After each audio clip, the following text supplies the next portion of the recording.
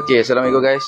Okay, hari ni kita boleh tengok dekat tangan saya ni ada orang kata sepasang lah kiri kanan. Dia ada kiri kanan. Alright, so saya angkat satu lah. Okay, yang ni daripada brand KYB ataupun Kayaba RS Ultra ataupun okay, alright. Untuk owner ni, alright, dia bertukar kepada KYB Ultra RS sebab dia punya absorber, dia kena macam ni. Macam mana? Ada kain? Ada kain? Tak apalah, tekan pakai tangan pun sebab dia dah lembut. Alright. Tekan pakai tangan pun dia dah boleh, orang kata apa? Dia boleh tolak lah. So dia dah ada free play kat situ.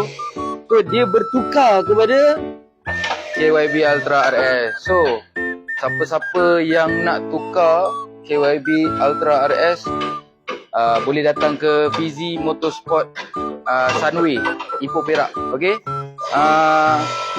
KYB Ultra RS ni dia lebih heavy duty lah, right? Lebih sedap orang kata. Ramai feedback dapat kepada kami. Ramai cakap yang absorber ni kalau pakai satu set pula depan belakang memang sedap. Alright, insyaAllah.